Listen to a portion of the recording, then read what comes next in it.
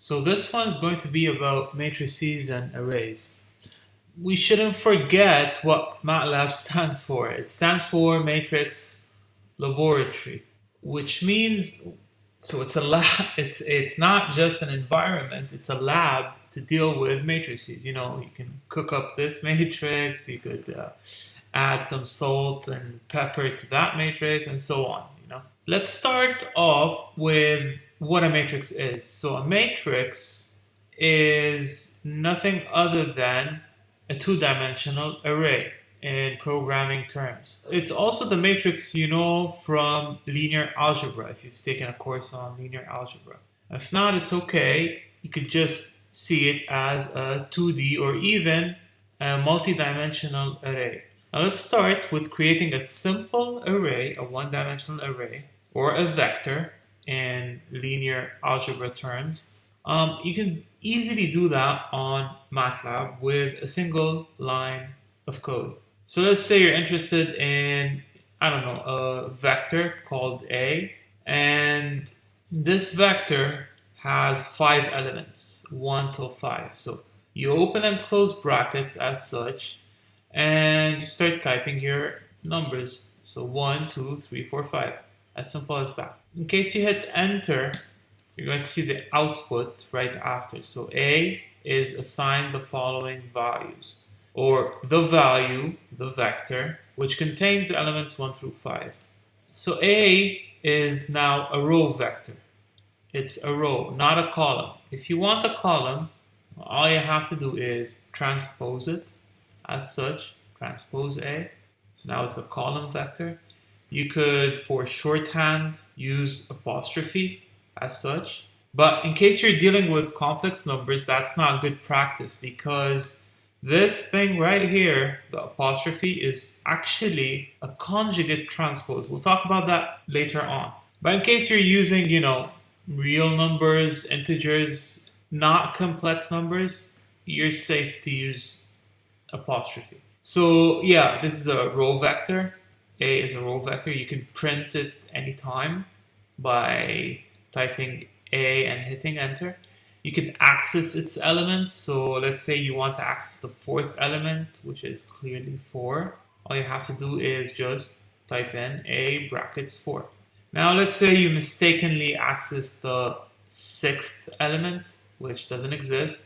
MATLAB is going to warn you, or even more, it's going to throw an error saying index exceeds matrix dimensions. Now, in case you're wondering, oh, but this is a vector, why did MATLAB say it's a matrix? MATLAB views everything you enter as a matrix. Everything right here in yellow box with, you know, this plus sign is a matrix. Even though you changed it to a number, or let's say C is 1, it's a number, yes, but MATLAB views it as a matrix by default. And to make sure, just hover over here, the value, hover your mouse over the value right here.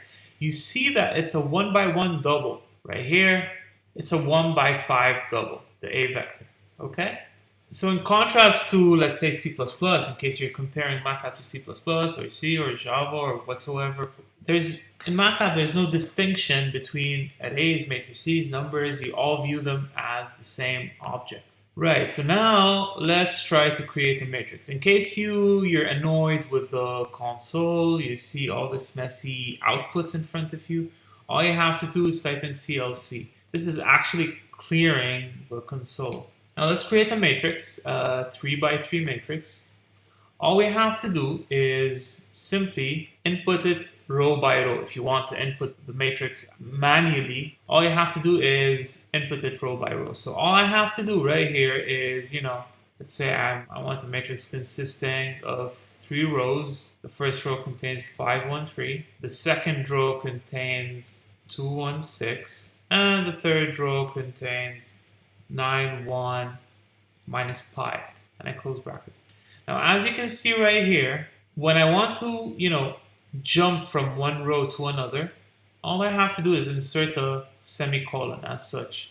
So the first row will contain 513 semicolon, means jump to the second row. You see the notation is pretty much self-explanatory, as, you know, we're not coding row by row, if you know what I mean. We're just, being as compact as possible, and we're inserting, notations such as semicolon and such. Of course, you can do this using for loops, in case you're familiar with other programming languages.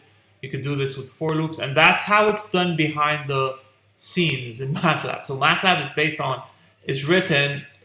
all its functions is written in languages such as C and C++. And of course, the MATLAB guys have built the code behind this using for loops. Now, when you're coming and using MATLAB, your goal is not really coding. It's not really, writing the best code that has best time complexity and whatsoever. No, your goal is to do research or to analyze data, or maybe to build a certain prototype, or, I don't know, explain economical portfolio analysis whatsoever. You're not, let's put it that way, in the mood of programming.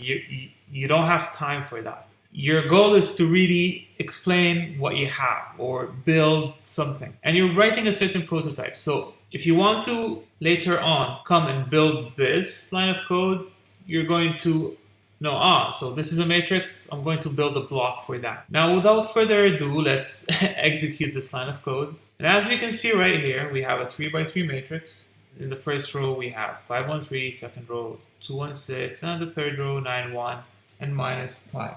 Right, so if you come from a mathematical background like myself, you're probably familiar with the zero matrices, the ones matrices, or all ones matrices, the identity matrix, and so on. MATLAB is generous to have its own functionality for that. So let's say you want a 5x3 zero matrix. All you have to do is type in zeros, 5 number of rows, 3 number of columns. That's it. Ones as well, 5x4, all ones. Let's say you're interested in the identity matrix of size 3. So in case you don't know, an identity matrix is an all zero matrix, except for the diagonal entries, which are set to 1. In case you come and say, I want a 3x4 identity matrix, which we all know doesn't exist. An identity matrix should be square, meaning that its number of rows should be equal to the number of columns. Let's see what MATLAB has to say. MATLAB actually builds an identity matrix appended with an all zero column. Okay?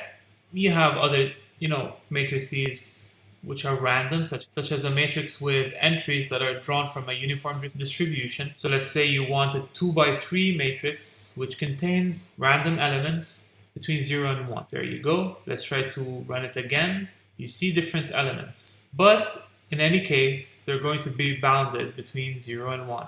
Let's say I have the matrix A and I want to do some operations on it. Well, let's say you want to add 1 to all its entries. You can do it the hard way, so ones, 3x3, or you can do it the easy way, +1, as such. So in linear algebra, this is not allowed. You can't say, I have a matrix plus a number. You'll probably get a 0 on your test.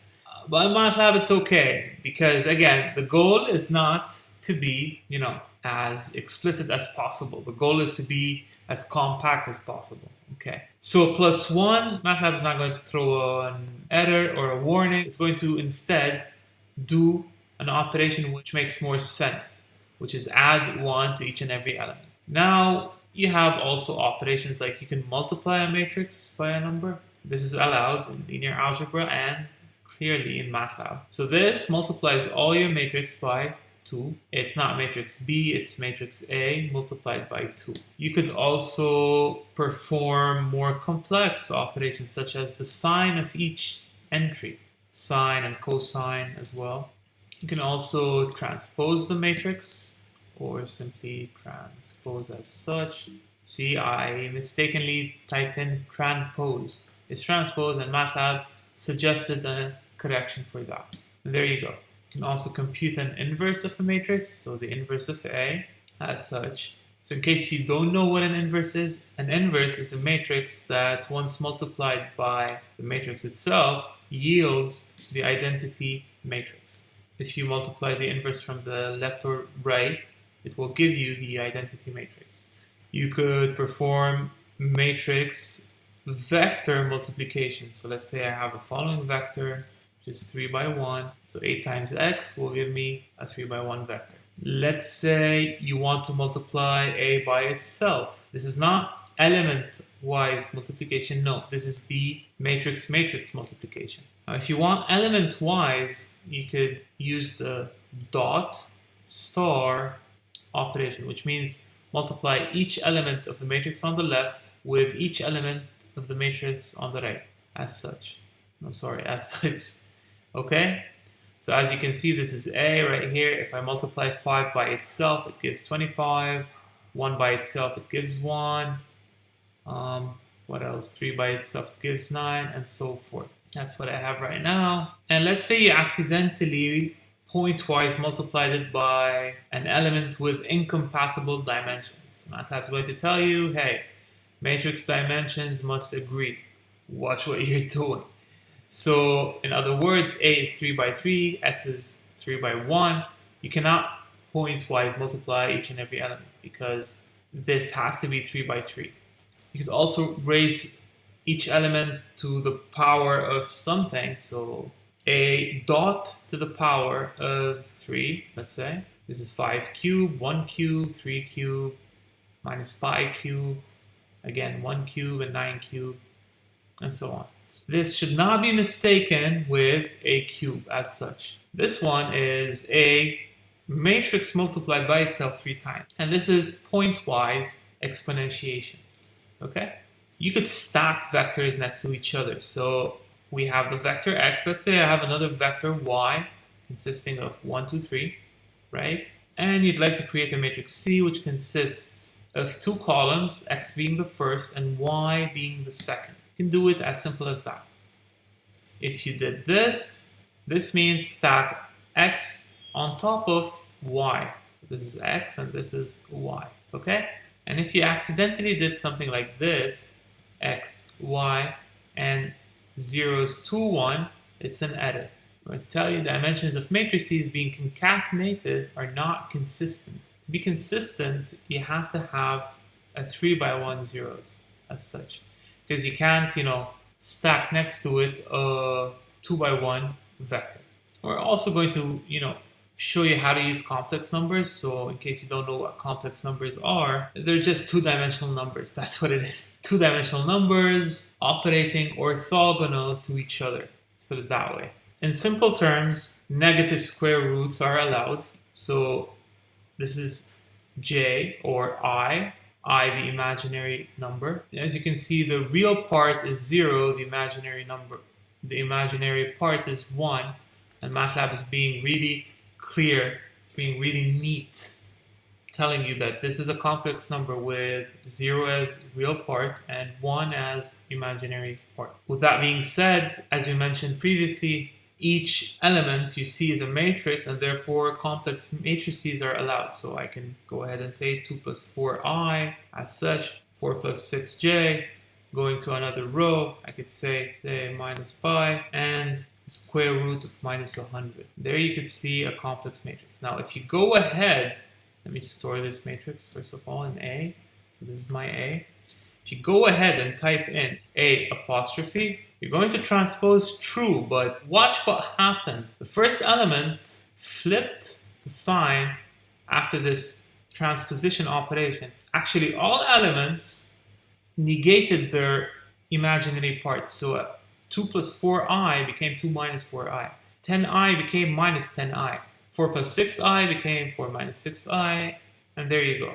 So this is not good practice if you want to transpose. If you want to transpose, use transpose A. Or a dot apostrophe as such. Okay? Dot apostrophe is shorthand for transposition.